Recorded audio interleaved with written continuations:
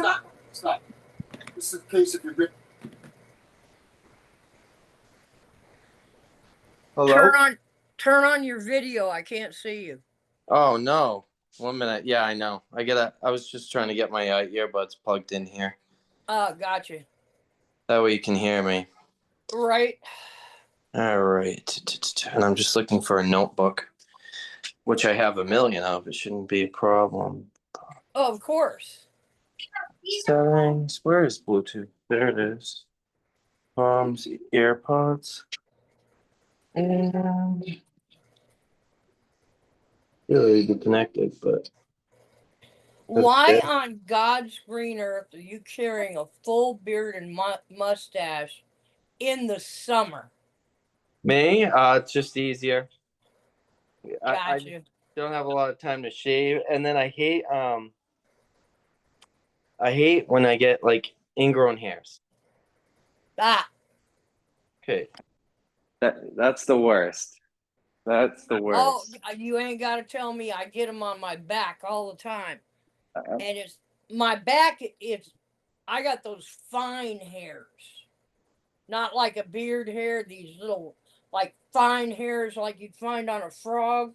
Yeah, I didn't know. I didn't know frogs had hair. You ain't never heard anybody when you ask them how are you doing, they said fine as frog hair. No, but there's another saying that it needs to. That's going to be a 1 page. Fine as frog hair. I don't know. I've never heard of that. What does that mean? If you're fine as frog's hair, you can't see frog's hair. Oh, okay, I got but you. it's fine. It's so fine you can't see it. I'm fine as frog's hair. It's just one of them things. Granddad had so many different sayings, it wasn't funny.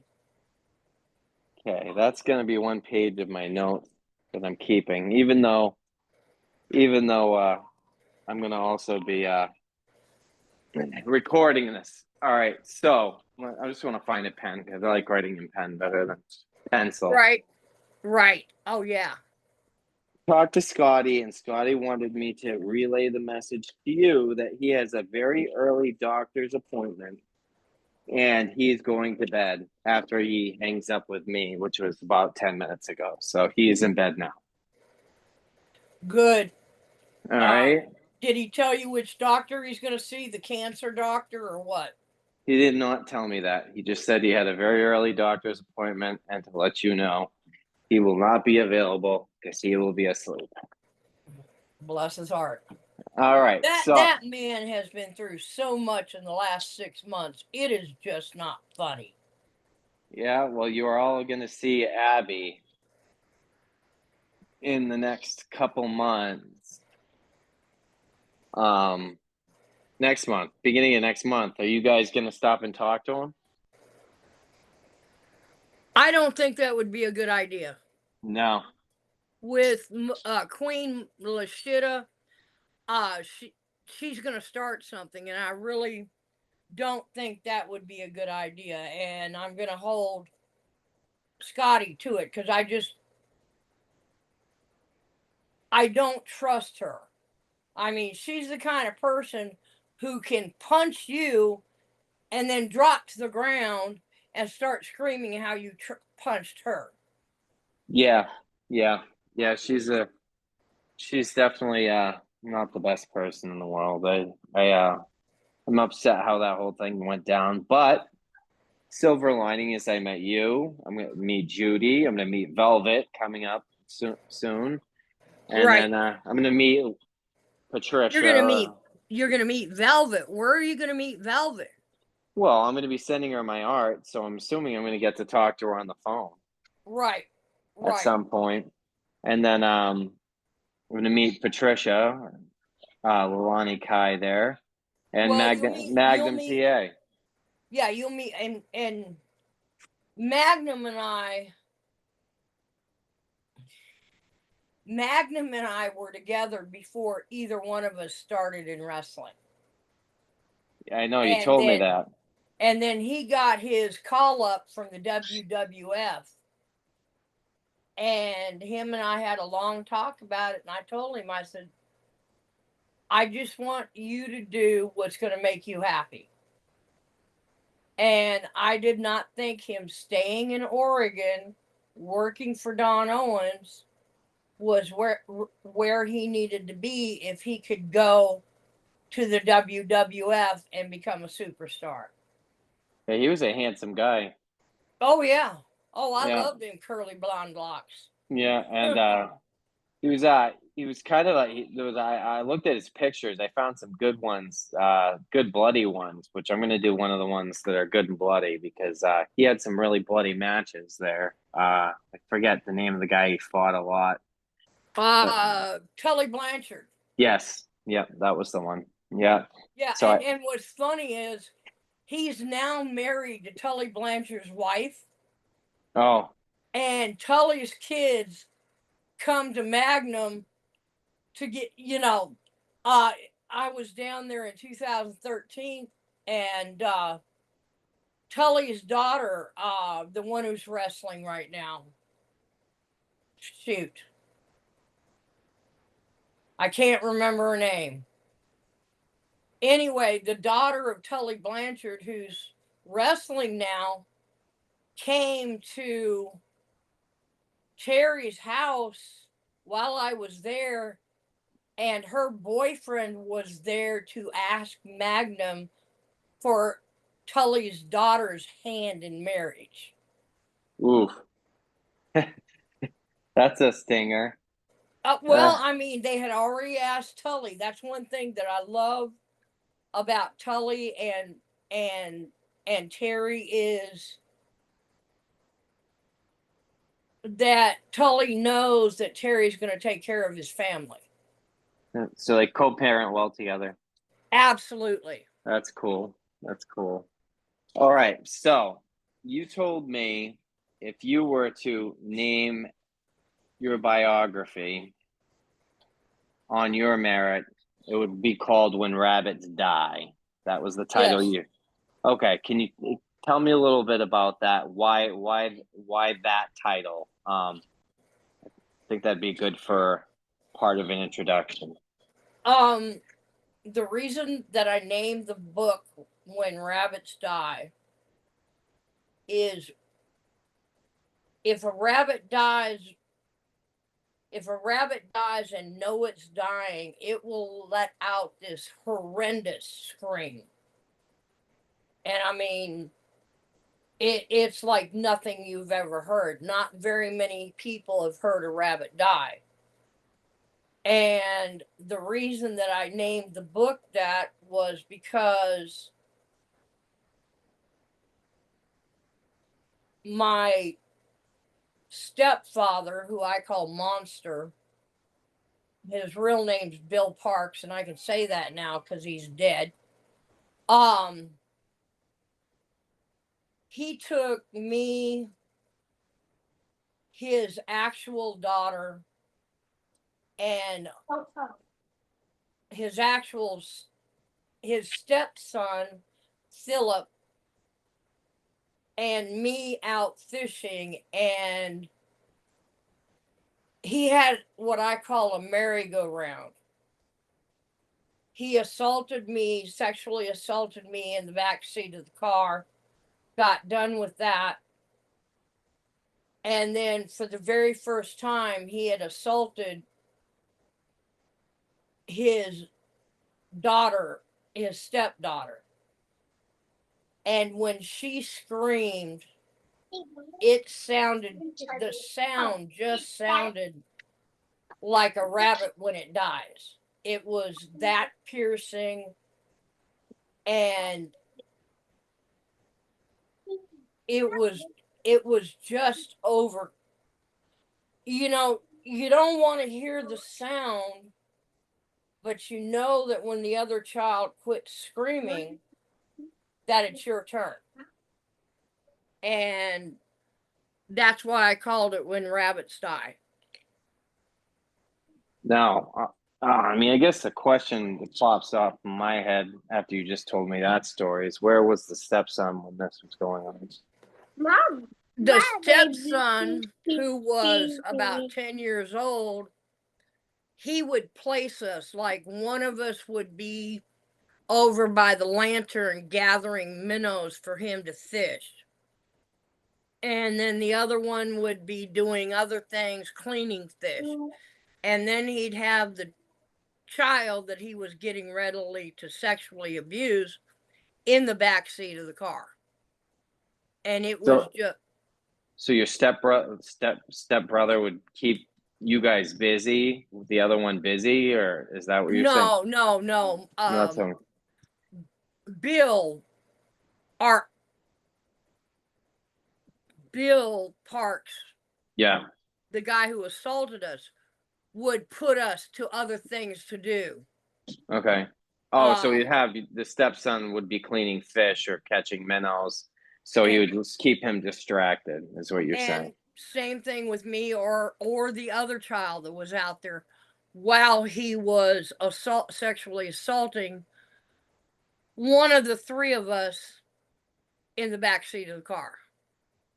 Okay. And like I said, that is a sound I don't wish anyone to hear. It is the most horrendous sound that I have heard in my life.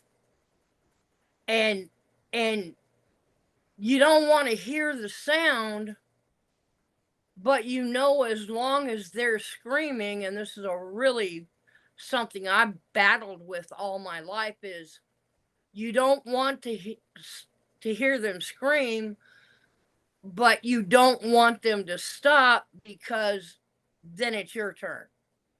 Mm. You know, and it's a catch-22 situation. Got you. All right. So is there a segue between you and your abuse and becoming one of the most dominant female wrestlers at the time of you wrestling, being that powerful? Fabulous Moolah's almost you were kind of like Fabulous Moolah's strong arm in a way, right? Yeah, kind of, sort of, because she knew I had no fear, and if you got a fight, if you wanted to pick a fight with me, I have this black zone where when I get very angry, the only thing is I can see the crosshairs right between your eyes. And Moolah called me in one day into the gym in the middle of the afternoon, which was not training, but she had this new girl, Liz Chase, and Liz was just stretching the hell out of the rest of the girls. And Moolah came over to my place, which was just across the driveway from the barn, and she said, "Come here, I need you to look at something." And she pulled me into the barn, and here's Liz Chase, and she's just stretching the snot out of the rest of the girls. And Moolah says, "Do you think you can take her?" I said, "I know I can take her. How would you like me to take her? Do you want me to take her wrestling? Do you want me to take her, Greco-Roman? Or do you want me to take her street fighting?" And Moolah looked at me, I said, "I don't care. Just stop her from what she's doing."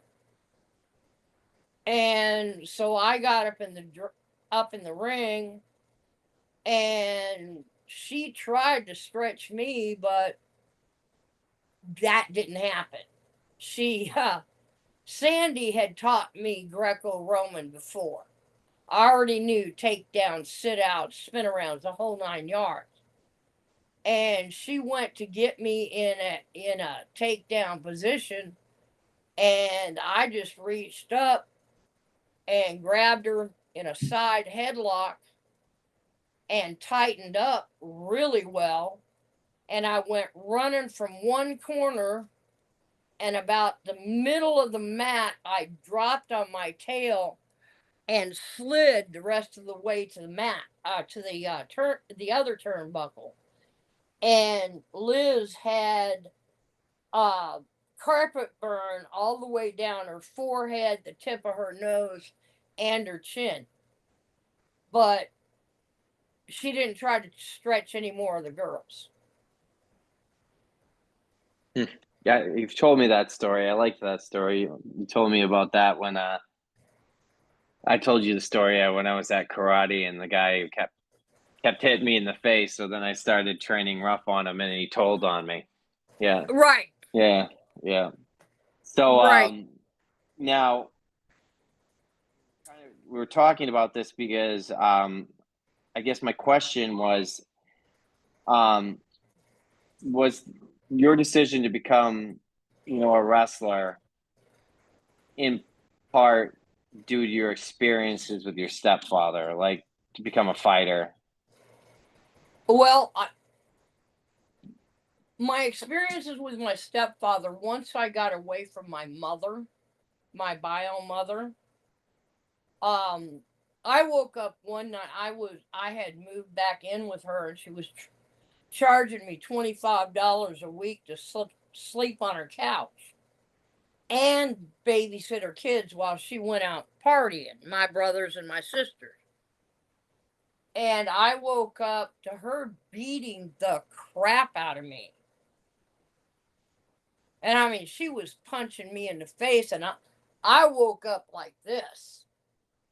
And I jumped up. Mom, stop. Mom, stop. Mom, stop. And finally, I got tired. And if you look at my finger, I took her finger here on the knuckle, took my thumb here, and pushed it back. Forevermore from Sandy, it was called the mama hold because I did not want to hit my mother. Mm-hmm. That was the last thing I wanted to do. But I took her to her knees and I said, all right, give me 15 minutes. I'll have what I own out of this house. And this was like 3 o'clock in the morning. How old were And you at the time? and how old was I? I was probably 14. And the last thing I saw was as I'm taking my suitcases and getting ready to get on a Greyhound to Portland, not knowing where I was going to stay or whatever. I looked back towards the house and I saw my sister Jennifer, and you could see her mouth was open and she was just crying. I didn't have to hear the sound. By somebody's face when they're crying. And I didn't see any of them for probably 4 to 5 years. But that's the reason I left home, because it wasn't just my stepfather who abused me, it was her too. The first time that I told her what Bill was doing to us, what had happened is I had ran away, and I am terrified of the dark, or was at the time. And I literally left the house at 4 years old, went in the middle of a field where there was no lights, no ambulance lights, nothing, and curled up and went to sleep. And then the next thing I know, I hear Sylvia, I hear my uncle, I hear my aunt all hollering my name. And I said, all right, Bill's not out here.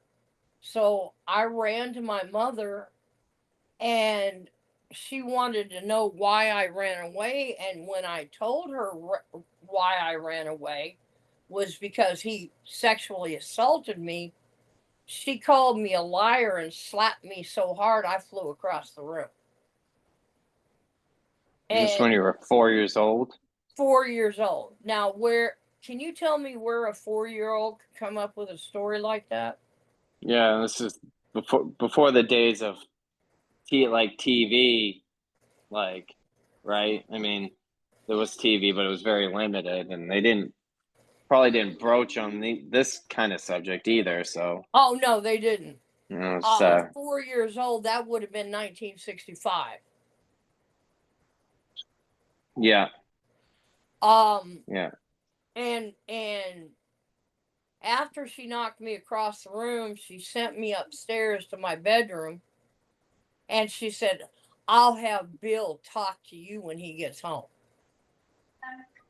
And I literally prayed to die that night. Literally. How now? What happened to your birth father? Okay.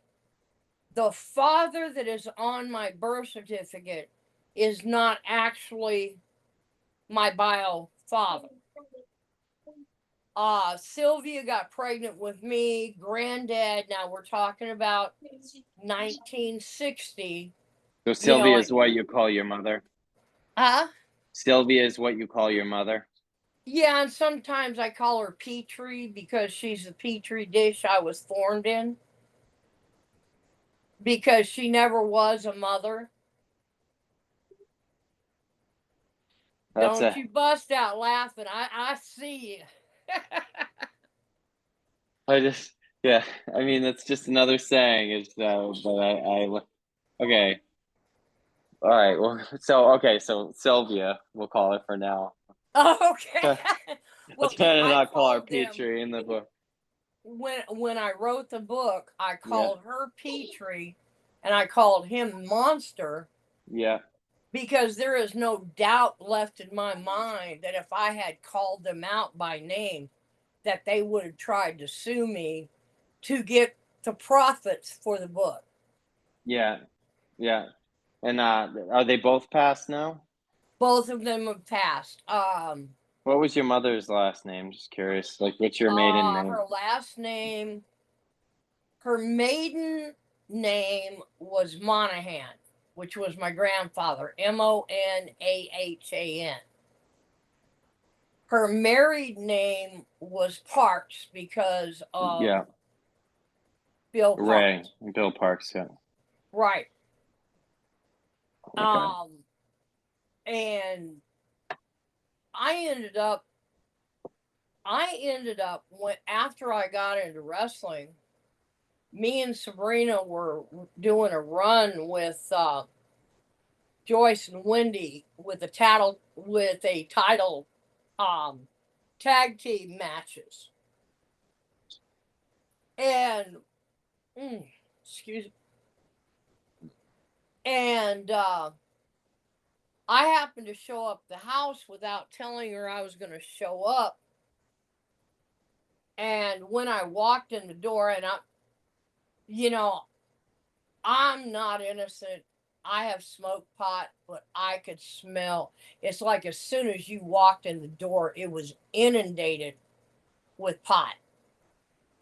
Now, she had custody of my little sister, who I think was 5 at the time. My little brother was 15.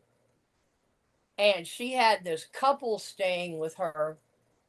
And I found out that they were doing Monet shoot. They were swingers. Yes. That's what I thought you were. Menage a trois. Menage a trois. That's Yeah. it. And I gave her 1 hour to get them out of the house, or I was going to take the kids. You can't take my kids. Who are you? Well, at that time, thanks to Buddy Rose, I was over like a helium balloon. And I told her, I said, let me tell you something, lady. I said, either these people go, that pot gets out of the house, or I'm taking these kids. And she said, well, who the hell are you? I said, I'm Princess Victoria, and I will use that name to get my brothers and sisters away from you. Did they leave? Yes. Well, I mean that's the important part of the story there to see it make sure it Well, worked. they left before I left. Yep. Yep. I was there for 3 days, and there's an interview in one of the magazines, and with me and Sabrina at the house, and we looked up, and my sister, God bless her soul, you look up, and there's all these stuffed animals in this tree, Mm-hmm. and I mean, I'm talking from 20 foot up down. Mm-hmm. And my little sister had put all these stuffed animals in the tree. There's actually a picture of it in that story. Hmm. Now, you said the person listed on your birth certificate is not your biological father, but you didn't quite answer who is your biological father. Well, my sister did, and Sylvia, my You, bio mom, had told me that my real father's name was Gene Sharp, and she also told me, and let nothing else be known, but nothing in my life is simple. There is a lake about 20 miles from my grandma's house, and the guy who's on my birth certificate and my mother and another couple went down to Horse Thief Lake, and they did a switch, a swingers switch. And my real father was the other part, and okay. his name was Gene Sharp. And when my sister did this, she found out that through ancestry.com that I am related to the Sharp family who live in Thibodaux, Louisiana. So I am a Kunas Cajun because that's the only type of people that live in Thibodaux. So that makes would that make you French? That can make me French. That can make me a combination. That can make me a combination. Not only French, Indian, and black. Take your choice. Hmm. Because a lot of the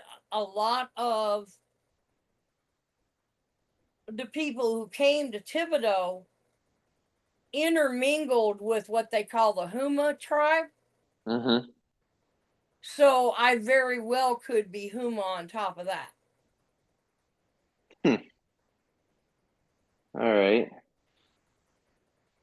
Okay, so that's interesting. So getting back to why you became a professional wrestler. So you left home at 14 and Got my you went to Portland, Oregon. got my well, at first I was sleeping in downtown Portland, and if you've heard of anything about all the homeless going on, they're talking about all these homeless that are there at the wall. Mm-hmm.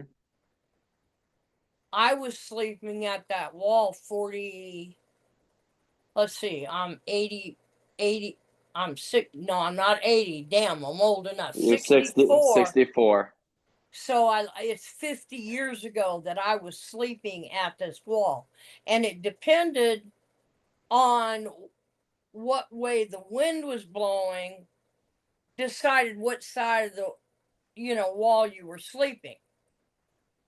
And it really amazed me when I went back to Portland and I heard them talking about all these problems with the homeless on this wall, and I'm going, where were you at 50 years ago? Mm-hmm. To 50 years too late. Right. Yeah. Yeah.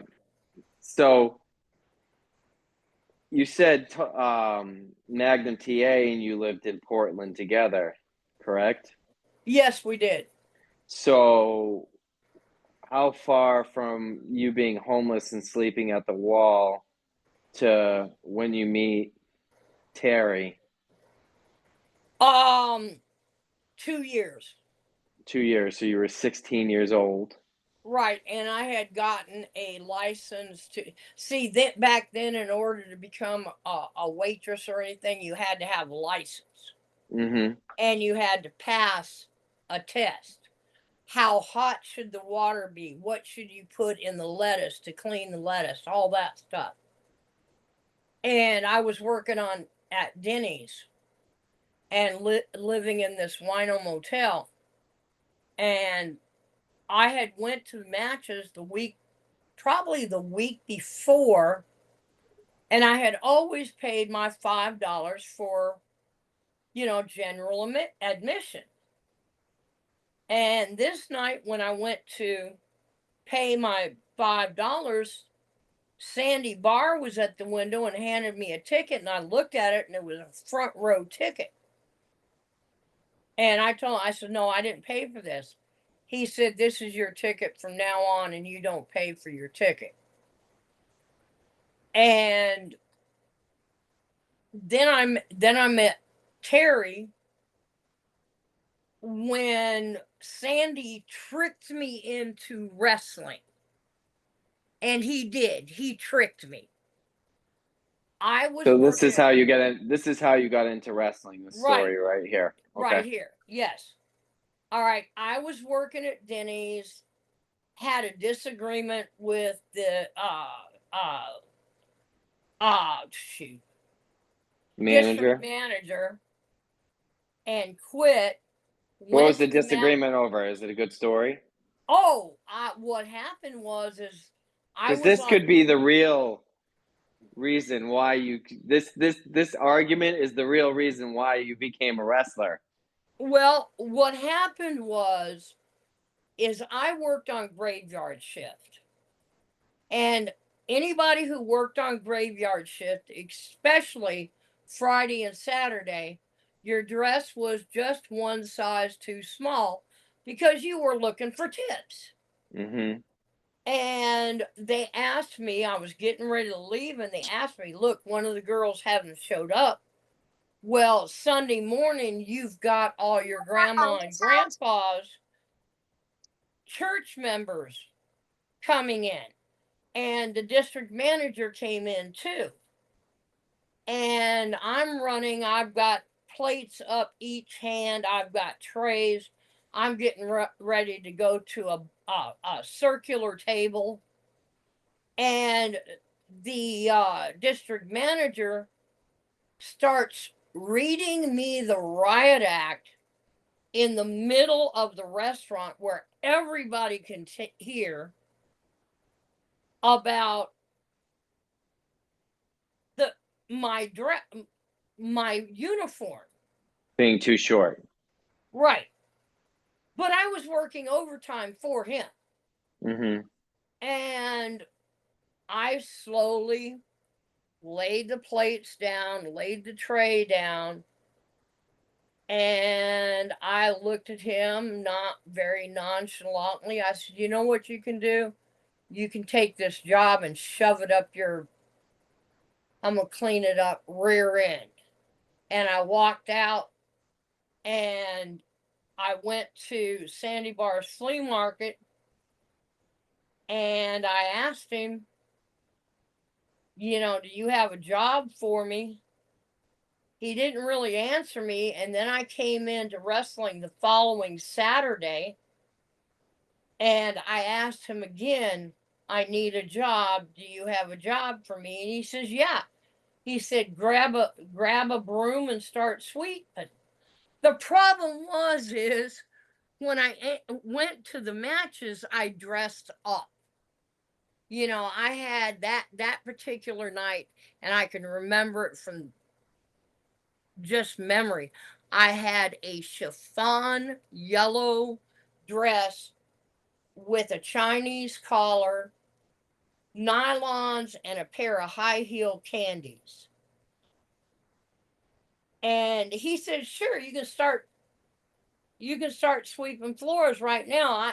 I looked down, I said, I am not in the, attire to start working. So the following day on Sunday, I was there, and Sandy put me to work. Well, once he put me to work, I'd probably been working for him 3 or 4 months, and he comes to me and he said, "You know that I have a wrestling training school, right?" And I looked at him and said, "No." And he said, "Look, I've got this girl who's training, and I can't let her train with the guys. I need you to be a body." And this is what classified me as a wrestler, is the first question I asked: how much does it pay? Yeah. And so I start going down to the ring. Sandy did not hold training once a month. Sandy did not hold training once a week. Yeah. Sandy held training 6 days a week, twice a day. And there was a trash can on either side, on all four sides of the ring. And it wasn't if you were going to throw up, it was which were you going to throw up? And if you did, which trash can were you going to hit? They have bets going or something? Huh? Did they have bets? Oh, no, we didn't have bets. We had prayer. Yeah. Just 1 Um, second, Vicky. And then I realized I trained with this girl a week or 2 weeks, and about What do you want to two. do? Yeah, you can go play at Ollie's, but stay in the backyard. You're working? You're in the backyard? Yeah, as long as you're in the backyard, it's okay. Did you shut the front door, honey? I got it. Sorry. No So sorry needed. No sorry needed. You take care of your kids before you do me. So, all right. So you're saying, all right. So you're saying So about the trash barrels in all four corners. right, Yeah. and training with this girl, and I was just a body. And then all of a sudden she wasn't there, and Sandy kept saying, "She'll be here tomorrow. She'll be here tomorrow. She'll be here tomorrow." And 2 months down the road, I realized that Sandy tricked me into becoming a wrestler. So he was looking to fire, basically. Oh, he didn't have to fire her. She quit. Oh, she That's quit. that's why there were 4 trash cans. Because see, old school training, Tom, Yeah. they did everything they could to make you quit.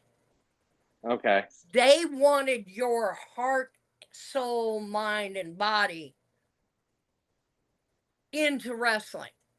And if you weren't ready to throw up once or twice, or you weren't willing, to have to sit down in a corner and catch your breath and then get back up, they didn't need you in the business.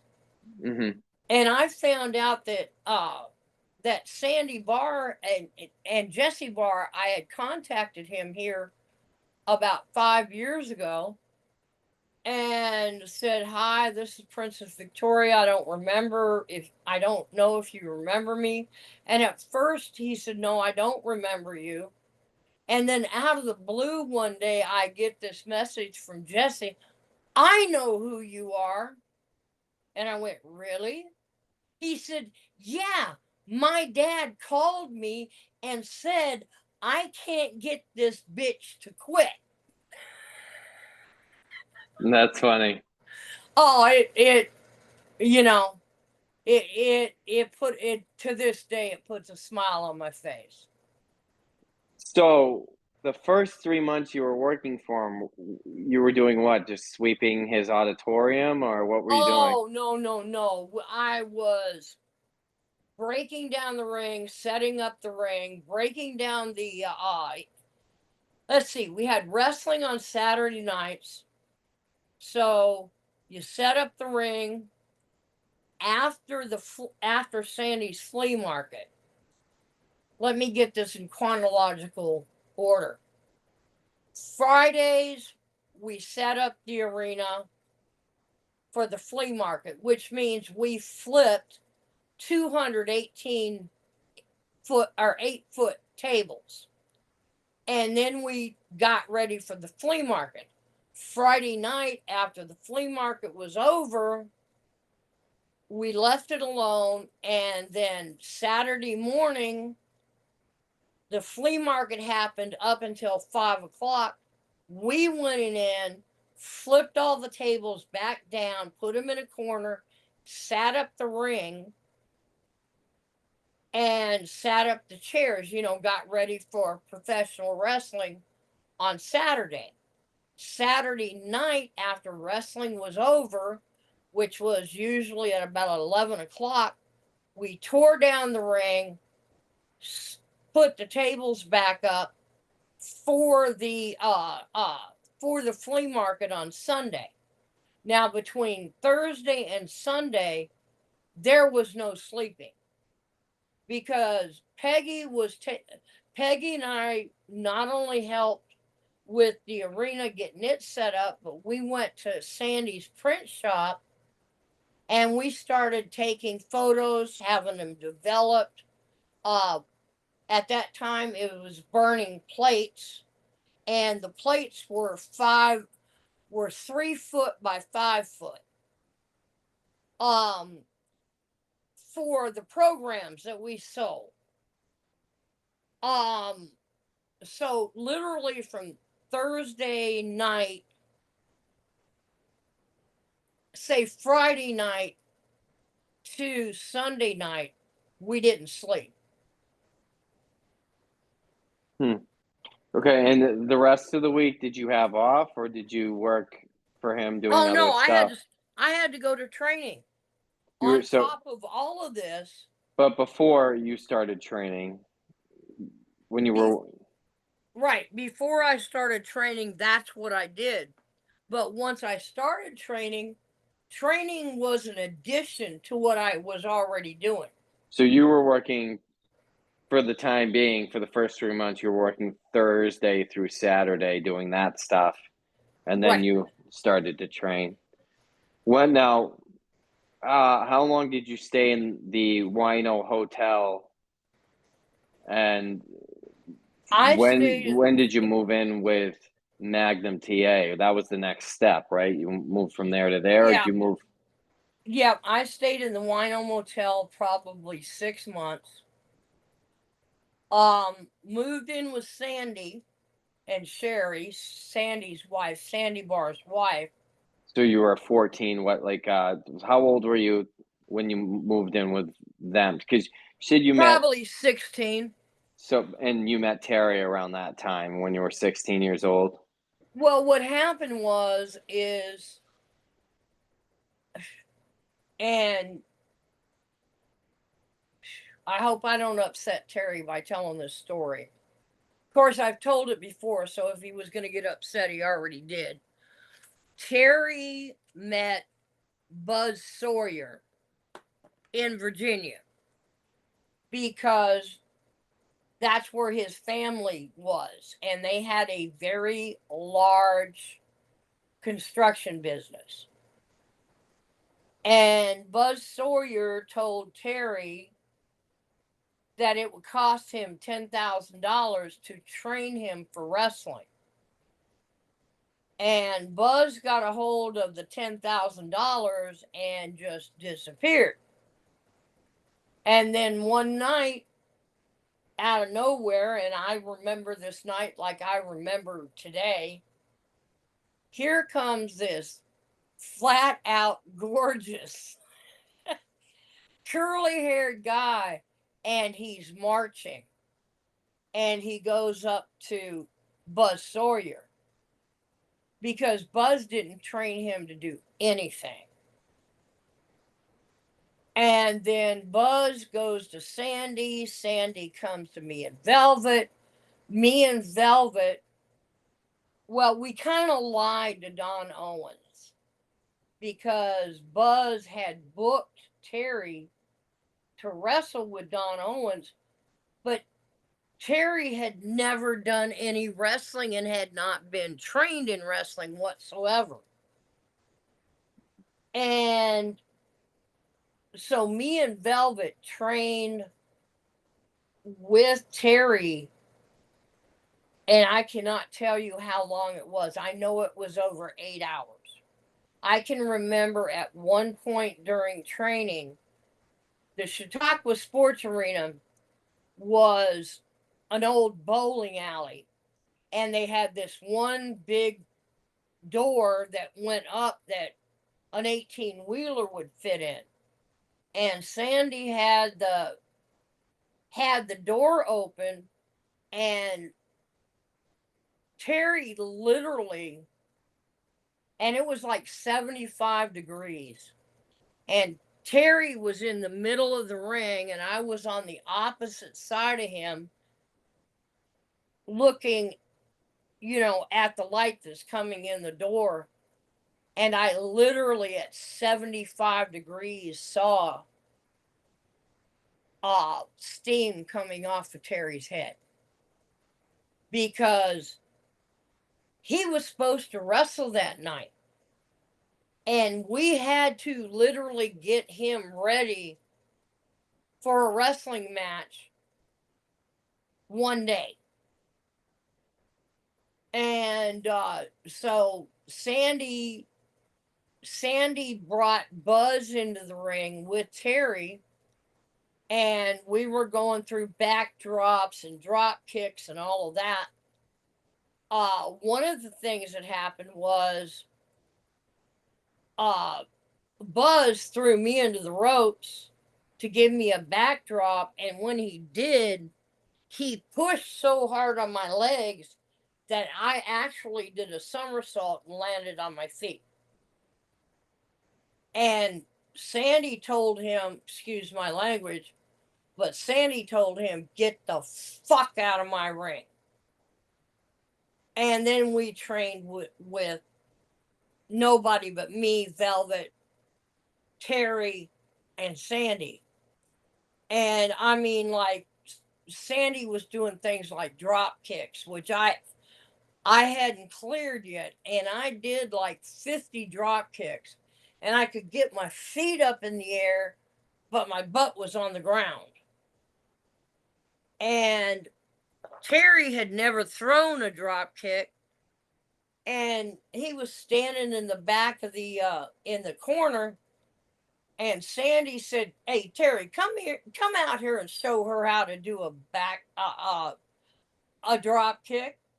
And I'll be damned if Terry didn't come out of that corner and land a perfect drop kick. And I cussed him up one side and down the other in my brain.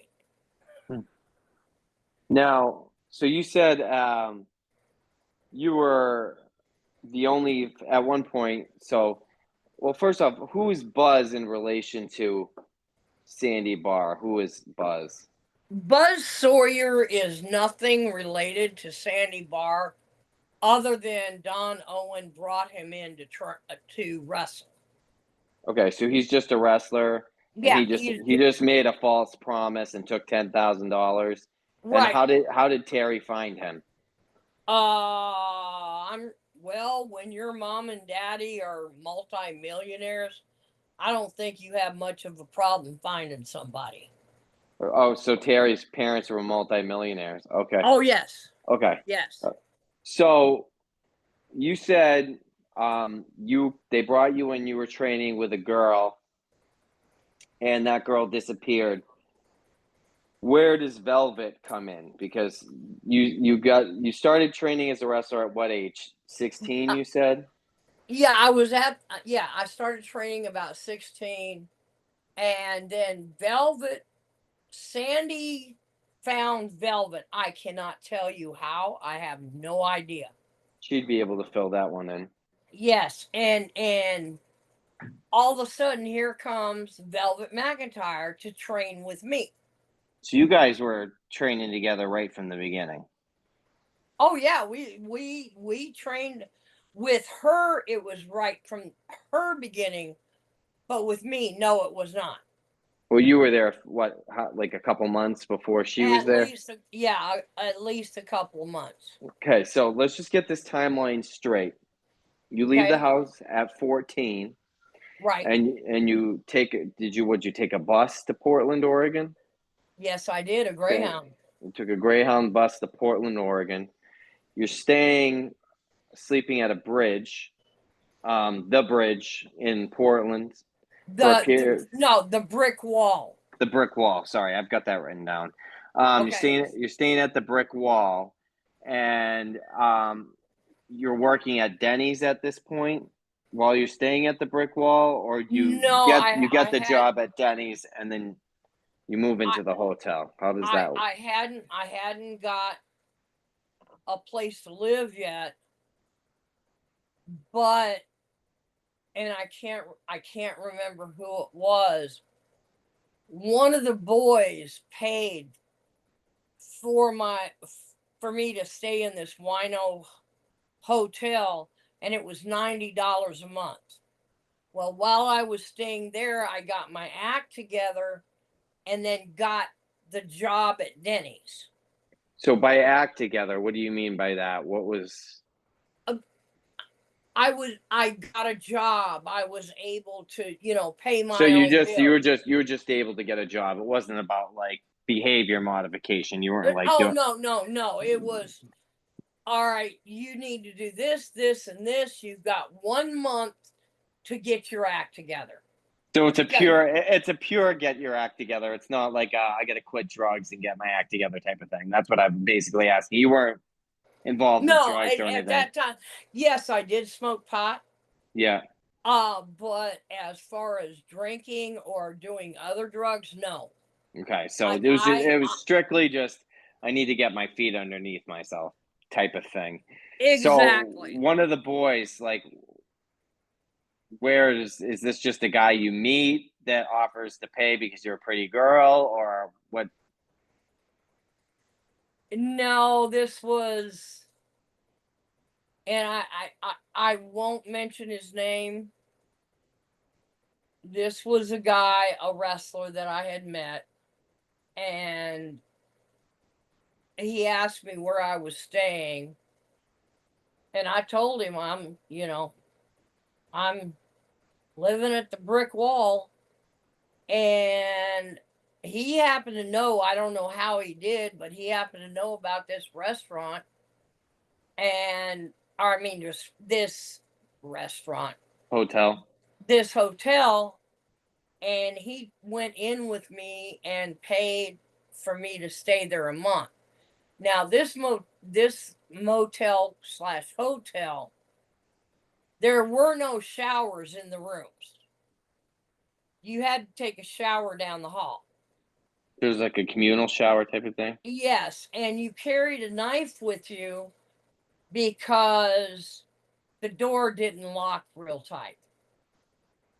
And So I was there, probably one of the very few women that were there. So while you're staying at the bridge, you're already going to these wrestling shows, or you just happen to meet this wrestler? No, when I started going to the shows. How'd you have money to go to the shows? Anybody can point? come up with $5 when you. Okay, it's called panhandling. You panhandled to go to. Well, that's a good change? That's a good detail. That's a good detail that you loved wrestling so much that you panhandled to just go watch shows. I mean, it's kind of a cool part of your story, right? And how you get into it. Well, and it took my mind off of everything I was going through, and that's what I think a lot of wrestlers don't, especially these new guys, don't understand is people come to wrestle to a wrestling match to forget the daily grunge. Yeah. And that's what it did for me. Yeah, I'm sleeping in, one time I'm sleeping in a doorway with newspaper as a blanket because there was a heater. There was one of the grates that sent the heat out. But then I'd go to wrestling Saturday, and for 3 hours, I didn't think about the fact that I had to make a choice: the doorway and the newspaper, or the brick wall. Um, and that's what we used to do for people back in my day, was you'd bring them into the story of the match Mm-hmm. so that they could forget about reality for 3 hours. Yeah. So this wrestler, you're at a show and he asks you where you're staying, and then he brings you to this Wino motel and pays for you to stay a month. Was he a romantic interest? Do you mind me asking? Yes, he was, and I can't mention his name. Can't mention his name, This even though name, even though he single-handedly could be responsible for your entire career, kind of, in a way, well, by getting you your actually, start. yes, but I can't, and So he's still there's living. reasons for that. So he's still Um, living. Um, no, he's not still living, but his family and kids are. And No I more did. questions asked.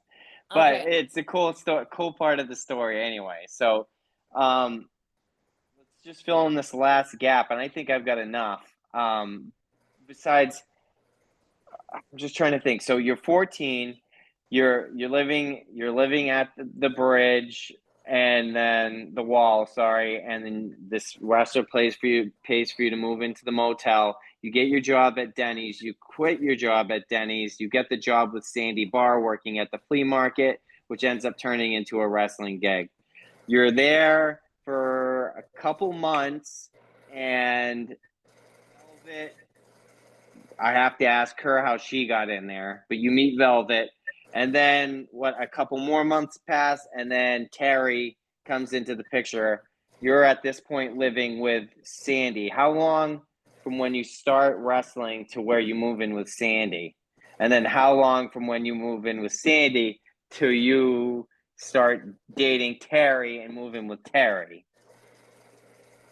Actually, I think I've really got to pick my own brain for this, but I believe I moved in with Terry before I moved in with Sandy, and the reason that I moved in with Sandy was because Terry went to the WWF. Okay, so you moved in with Terry first. So you moved out of the hotel and in with Terry. Yes. And you and Terry were a couple. Oh, Terry to this day, Terry and I to this day, we have a friendship that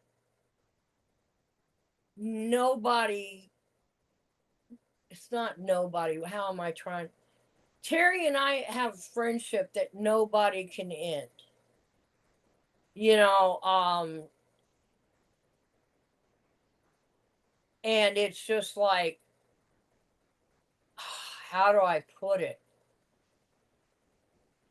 We will be friends till after we die, because You guys are you're soulmates of sorts, you're saying. yes, we are. And if Terry needs me, I'm there. And if I need Terry, Terry's there.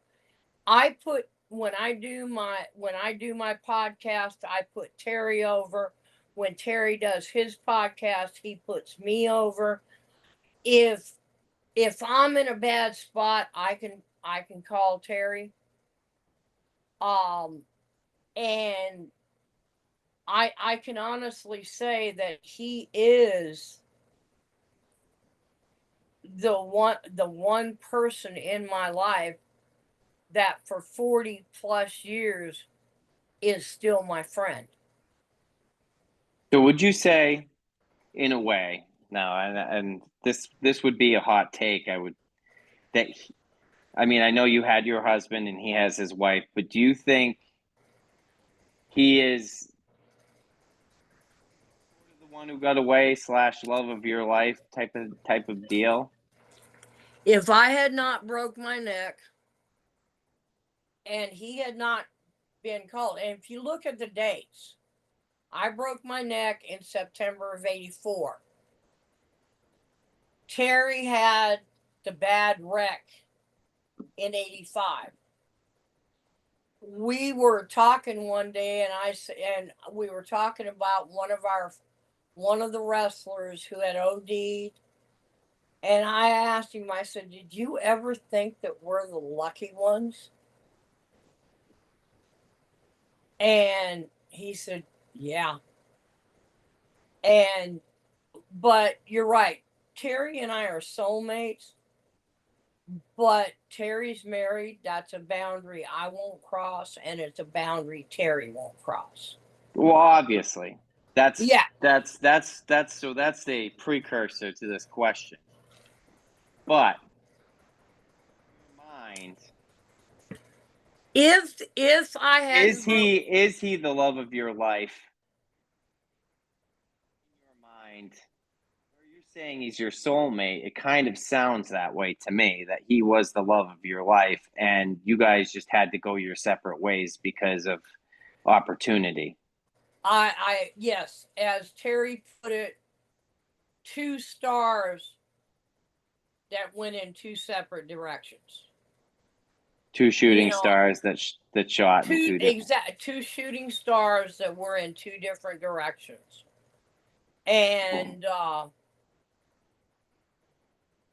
I mean, we will be friends till the day one of us dies, and even after that. Now, do you think Terry would be willing to talk to me about that? I do want to do like a chapter on that the first time you guys met and he came in and you guys had to train him, like that quick training. I don't think he'll have a problem with that. Yeah, you think he'd talk to me about that? I will contact him and I will ask him, and then I will, if he's willing, I will give him your Facebook. Yeah. And tell him to contact you. He's gonna have to meet me anyway, and I'm gonna be doing a portrait for him. So tell him he's gonna owe me one anyway. Oh well, that's even better. That the 3 of us could go to lunch and say, "Hey Terry, can you kind of bump the princess's book?" Yeah, there you go. I'm sure he'll. I'm sure he'll do a part of. I won't ask him any questions about the love of you being the love of his life. I just want to know kind of about you guys' time together training. I think that would be a good angle to take together to talk about it out of respect for his wife, right? So. Yes, I like that. I like that a lot. Just talk about the story that you just kind of told me about the quick training. I think we got a lot. We talked about a lot here in a short amount of time. I think we got some good stuff. I think next time either there was something. I had 2 thoughts in my mind about what we talk about the next time.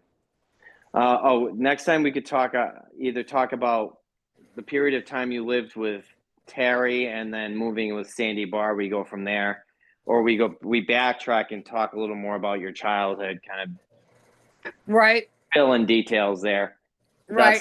That's when you're in the right headspace. I didn't want to kind of go too deep into that today. I think we got enough that I could write a nice little like intro and skim over, like, give a nice synopsis of kind of why you chose that title without going into all of the details. You know what I mean? Right. So Well, that is, and that's why I tell everybody, and I'm told you twice at least, the first 70 pages in my book are rough. So And this I is what mean, I want to say about that. So if you wrote the first 70 pages, right? right, Okay. Well, you did. Well, you didn't because it was the first. Because the first 3 pages were by your best friend, and then the 70 pages after that were by you, and then there's 23 pages of pictures in the middle, which leaves a grand total of, and I think I'm pretty good at math. 75 pages written by the author, which no is shit. which is not adequate Right. material to cover career. I think I could write 50 pages from what we talked about just now. Right. An hour. Okay. I mean, I was just skimming. I skimmed. I read the first chapter by you. I read the Right. first chapter by your best friend. And then I skimmed through and I found the pictures and I counted 1, 2, 3, 4. And I was like, 23. To be honest with you, I did not realize there were 23 pictures of pages 23 of pages of pictures. Yeah. And see, So, I had told John Cosper that was not what I wanted. so what my vision for this is, and one thing I really did like about how, and I haven't read the whole book yet, I got to be honest, but I read pieces of it. One idea of Scotty's I loved was that he talked to different wrestlers and had them write a piece about Abby, which is something I would like to carry over to this. But what I also want to do is place those chapters or those pieces in places where they're relevant to the timetable of the story. I like that. And then what I want to do is use all these drawings that I'm doing, which I'm already getting ahead. Obviously, your drawing that I did of you would be in the first page. Then when we get to Velvet entering the story, and I would have her write something, or I want to interview her, and then I'd have her write her own piece. But I want to interview her so that I can use that material within the story too. Like when you start telling me Velvet came along, I can use her point of view of the story as well. Same thing with Terry. I would like to interview him about that specific story and use that within the context of the book, but then also have him write something about you and place it where it belongs chronologically. And then I would couple, before his piece that's written, I would put his portrait that I drew of him. So throughout the book, there'll be art as well, throughout the whole book. So I love that. That was I wanted to see the book when you sent it to me, and I love the cover, by the way. The cover is beautiful. He did.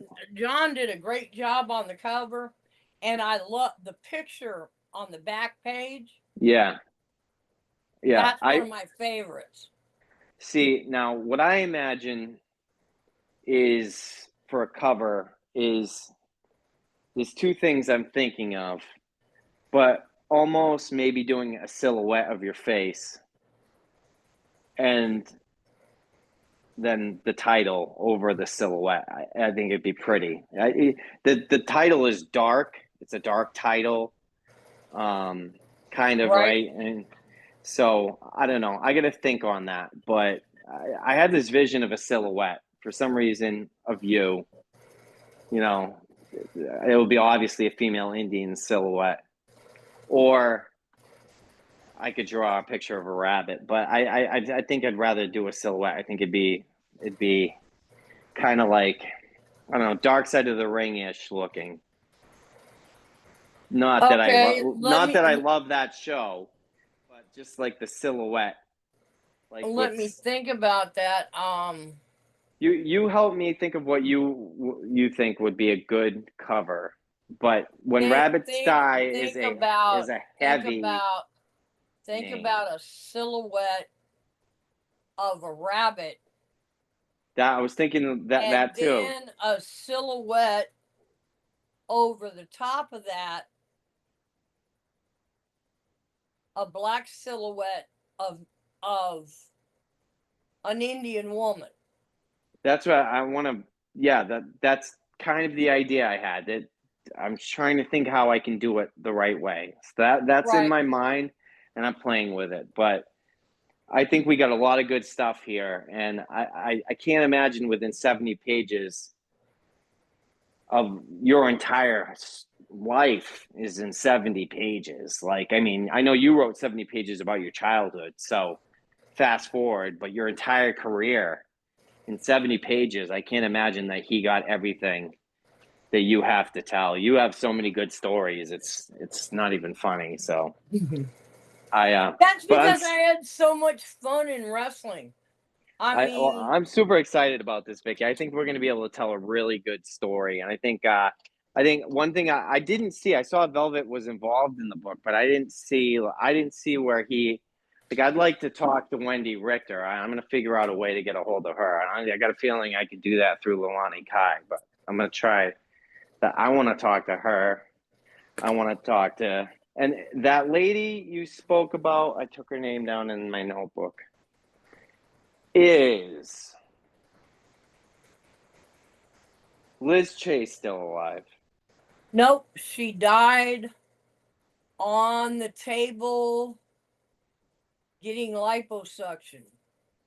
That sucks. She would have been a fun person Well, to talk to. what really sucks is she didn't need it. Yeah.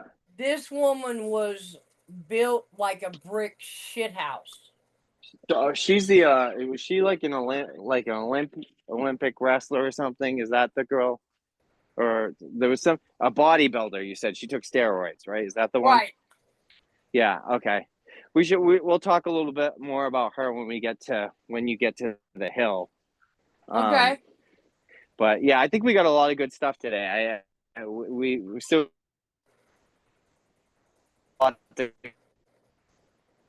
Okay, you're breaking up. Get closer to the house.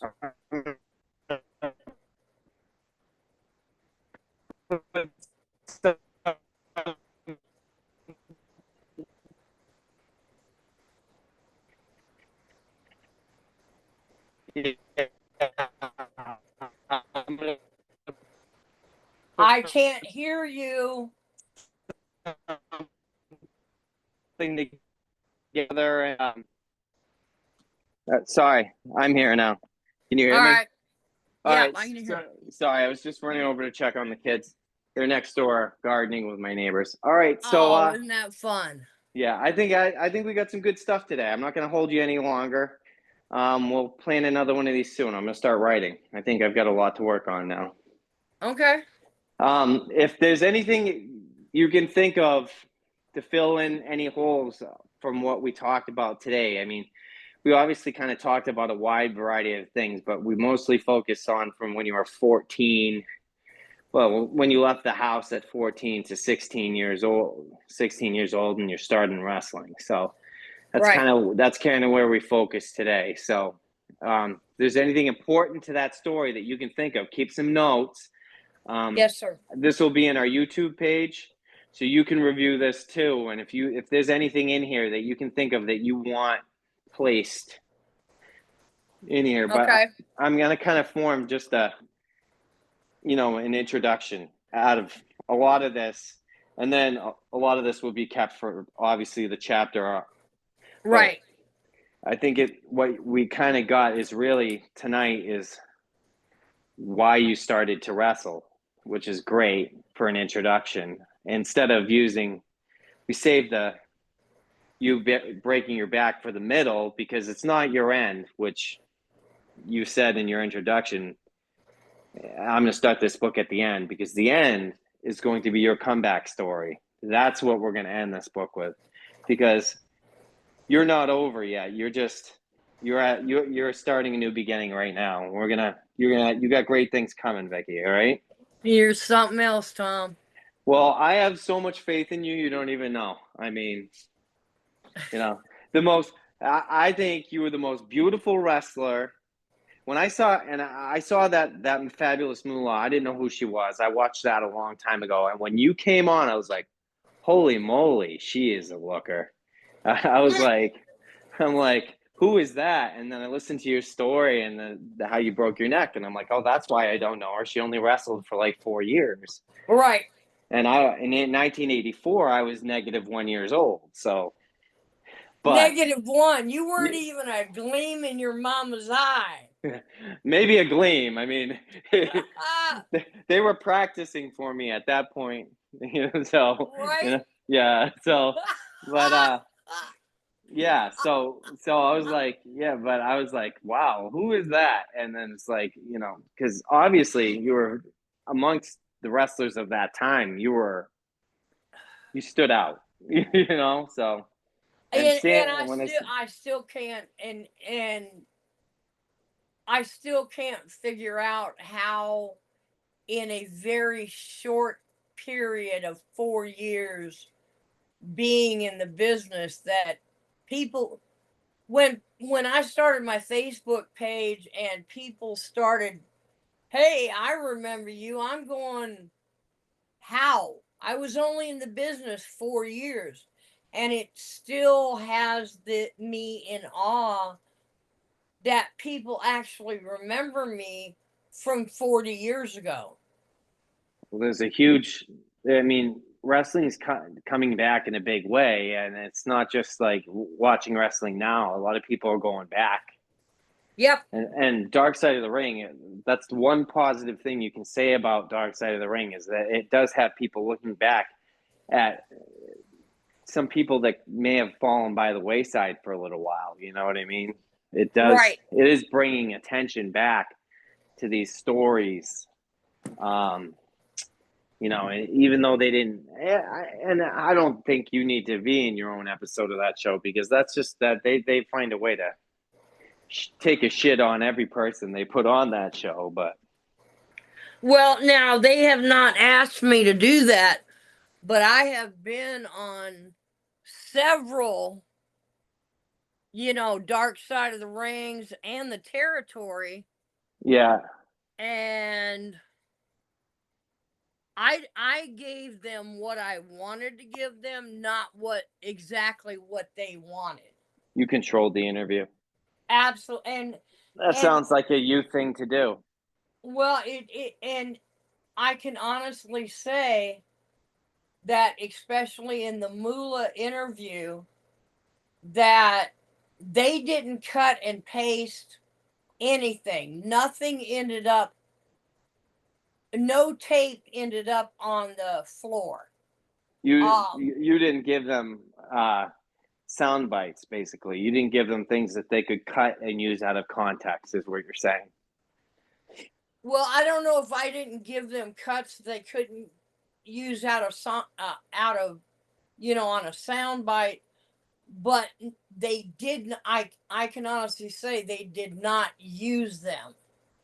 So maybe they just respected you enough not to do that.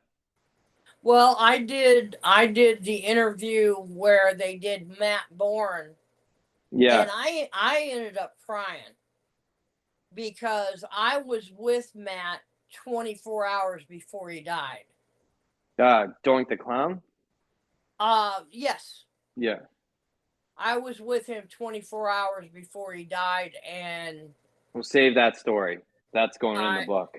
That's going in the book. Yeah. We got to keep now that this is all. Write it down. Write it down. It's in this. It's in this video. So okay. But I will write that down because I mean all this stuff is stuff we have to put in the book. We have to have all these good stories. Like I think it's so important, but we got to go in chronological order so it's not a shit show. That's the thing. Right. I agree. Yeah. I agree. All righty, Vicky. I appreciate you. Have a great night, and thank you for the book. I am going to read it. I promise you. All right. Tell your wife and kids I said good night. Love y'all. All right. Love you. Have a good night. All right.